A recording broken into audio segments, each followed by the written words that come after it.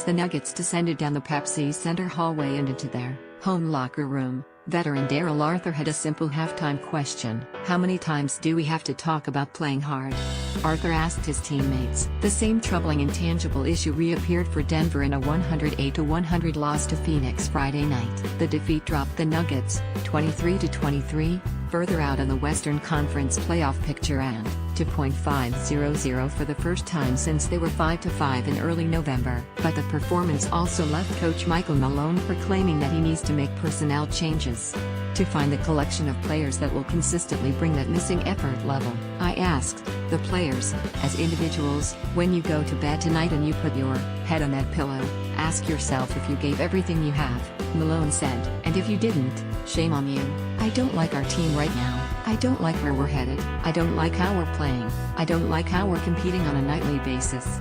Denver is 2-6 in its last 8 games, including 3 losses over the past 2 weeks to opponents that are at least 12 games below .500. Denver fell 1 game behind the Clippers and Pelicans in the Western Conference standings and 1.5 games back of Portland, which visits Monday as part of the Nuggets' 5-game homestand. The lack of effort, which 6th man were barred in, 8 points on 3 of 10 shooting, 4 assists, candidly described with numerous expletives, popped up on both ends of the floor. The Nuggets' poor defensive discipline allowed the Suns to go 14 of 33 from 3-point distance, including a 6 of 12 mark in the second quarter, to outscore Denver 44-36 in the paint and deride 55 points from stars Devin Booker and T.J. Warren. On offense, Denver committed 16 turnovers for 18 points. We had stupid turnovers, stupid defensive possessions, stupid offensive possessions, said Nikola Jokic, who finished with 14 points, 17 rebounds and 5 assists but also turned the ball over 6 times. We cannot just go out there and pretend that we're gonna win every game.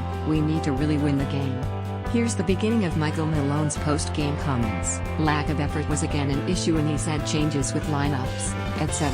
could be coming. #NuggetsPick.com/FGVH2TB08. Gina Mizil, @GinaMizil, January 20, 2018. Denver initially slipped in the second quarter, when Phoenix outscored the Nuggets, 31-19 despite Malone angrily subbing his starters back and after the Suns began the period on a 10-0 run to seize the lead, when 2 thunderous dunks by Jamal Murray, a silver lining, Malone said, thanks to his 30 points after missing Wednesday's loss in Los Angeles while undergoing the NBA's concussion protocol, helped cut the Suns' lead to 62-59 early in the third quarter. Phoenix answered with 3 consecutive old-fashioned 3-point plays to recreate a cushion. Then when Denver got within 101-97 with about 4 minutes remaining after Jokic drilled a 3-pointer and Gary Harris, 16 points, 5 rebounds, 4 assists, hit a floater, Tyson Chandler finished inside and Warren sank a short jumper on the Suns' next 2 possessions. Box score,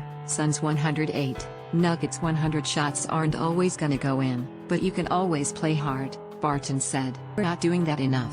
We pick and choose when we want to play hard, and we can't do that. We're not good enough to do that. Though Malone hinted that notable changes are coming, the coach insists it's not time to panic. Denver is still well within striking distance in a crowded bottom of the Western Conference playoff standings, where teams seemingly shuffle almost daily. This is also the time of year when the Nuggets hit their stride last season to make a postseason push, and Denver is still awaiting the return of all-star power forward Paul Millsap, who has been out since mid-November with a torn wrist ligament but is expected to return around the All-Star break in mid-February. But Malone anticipated the next 2 days will be miserable as he sorts through the Nuggets pieces, in hopes of identifying a combination that will play hard and help his team snap out of its January funk. Barton stressed that the players also need to practice some self-reflection. You've got to hold yourself accountable before you can hold everybody else accountable, Barton said. If you ain't doing what the heck you're supposed to do, how are you gonna tell somebody else to do it? If you're out there giving your all, then you can get on somebody and they